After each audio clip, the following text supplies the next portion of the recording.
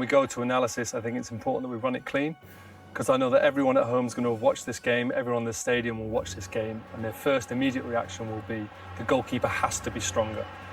Now look, I'm not here to say whether it's good, bad or indifferent. I'm here to explain why that situation has occurred.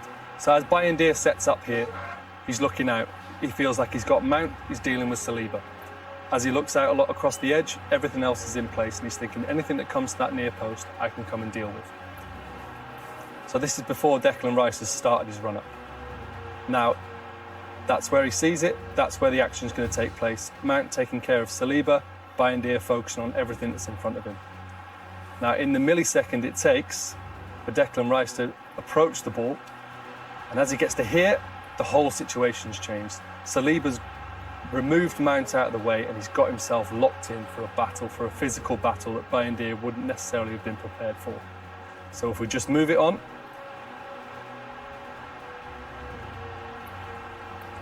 As the ball gets to here, Bayindir will be very aware that that's his ball. So he now needs to deal with Saliba. He needs to get him out of the way and create some room so he can deal with the ball.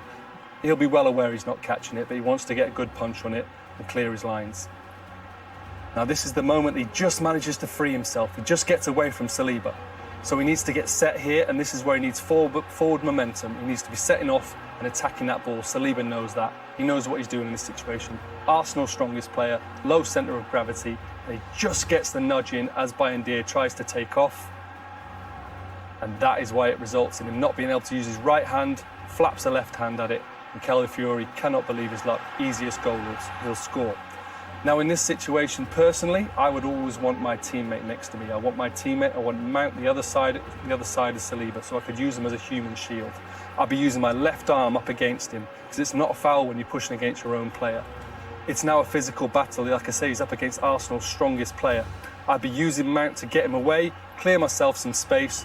I'd occupy my left arm, and then I'd look to use my right arm to punch. But because he's embroiled in such a strong battle, and his weight's all over the place, he's not able to get a good solid punch on it. But we're going to get a really good example soon of how he could have handled that situation better. The thing is, though, Joe, as a goalkeeper, if you do choose a player to stand between you and someone as strong and as big as Saliba, surely you want someone bigger and with more physical presence than Mount. Yeah, I agree. You want someone who's going to handle one of the hardest players on the pitch, but that's who they chose to do the job, but Saliba just got around it so easily.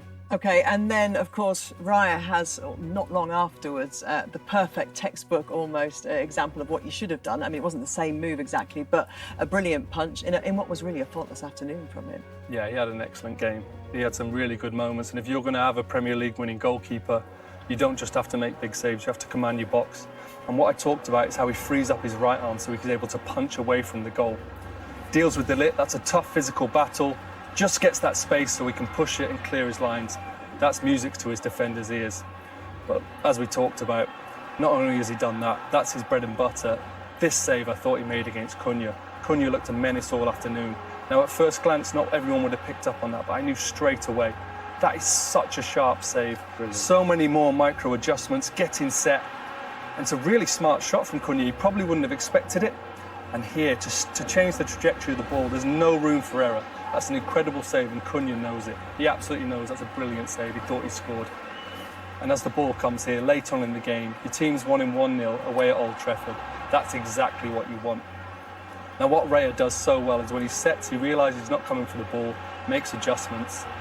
Here, these little micro adjustments, sets. Wemo has a great header, and that is all over Instagram later. That's a huge save, man of the match performance. We were swooning, and you were going, oh, that's easy. That's the bread and butter. That's the one that you've got the picture blown up on your wall. Definitely. Arsenal's attack today, not as good as their stats kind of on average would be over last season. Not as many shots as you'd expect from their XGs. But actually, for Gyökeres, first game in the Premier League, there he is playing at the centre forward that Arsenal have been desperate to get hold of, and actually it was a quiet debut, wasn't it? I felt for him a bit, Gab. I mean, touches in the opposition box, 3, says it all really. The stats aren't good, but that's because he's relying on other players to get him the ball. Arsenal have got brilliant creative players, and they weren't quite at the races today. It was a below key performance from them, and as I said, their main creators were not feeding him. But this is what we do, we build players up and then we overanalyse in the first week or two. Let him settle in. Yeah. It'll take time for Arsenal to get used to having a Any player needs to build up relationships with other players, especially forwards, when to make the run, who can I trust to get me the passes, and physically as well. It's the Premier League. We know it's different than a Portuguese. And plenty for Manchester United to get used to as well in terms of new players. And they'll leave the stadium tonight, those fans, feeling disappointed they didn't take a point or 3 points. But you think there's plenty to be positive about? The progression was incredible, more dynamic, more direct, more confidence. Physically, they looked really good. And I think a lot of that comes from having players high up the pitch, especially the two new boys, who are just high in quality and good, skillful players who are physical and able, and they scare opposition. So the system we know, excuse me, the shape, he won't deviate from it, playing forward early. We saw lots, there's the front three, lots of times last season, Bruno supporting them, Manchester United playing out from the back, constantly getting caught in the defensive third. We hardly saw that today. Then you've got the runners, because they've got pace. They want to get in behind. So if you've got players at the top of the pitch who want to get in behind and want to threaten the back, then get the ball early more quickly. There's that front three again, all in positions they're familiar with and have played with before. It's a great ball from Mount, who, by the way, had an excellent game, and that's positive. But then you've got the wing-backs more confident, willing to run forward, to support their forward players, knowing they're going to keep it, knowing it's going to stick. There's the back three. We talked about it many times last season. They weren't coming out enough, taking a risk to help the midfielders and win the ball high up. As soon as they win it, again, there's the wing-back Dogu this time, high up the pitch, brilliant strike and a few inches away from scoring, of course. And look, talk about tactics all you want, quality. Brilliant dribbler, physically strong, full of confidence. United didn't have this last season. Højlund low on confidence, Xerxes low on confidence, Mainu playing up there. It's a completely different dynamic. Here's this pass forward. His distribution was great, by the way. Great ball in, and then what have you got? Brilliant passer in Bruno, and now he's got runners linking up. So much to be pleased about for Manchester United fans. And then, again, moments like this, you know, somebody who's got the confidence to take responsibility at Old Trafford in front of that expectant crowd. He looks up, he's got runners. Šeško's on the pitch at this stage. Even more options, and to be honest with you, I haven't seen Arsenal struggle that much in the second half in terms of not being able to get out, being pinned back. And again, look, there's the front three.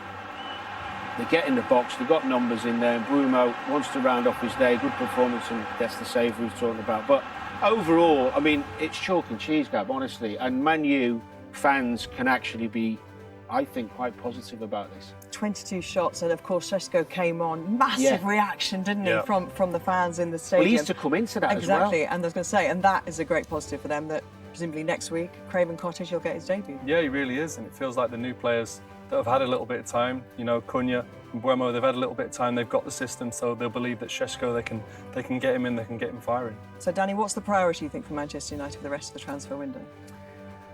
Well, some might think a goalkeeper, but I'd probably think a central midfielder. If they're going to play Bruno in there, someone with a bit more physicality than Ugarte and Casemiro, more powerful, to do a bit more running for him. But, I mean, look, even if they don't get anybody, that front end of the pitch is going to make their season completely different than last, because every team they play against is wary. OK,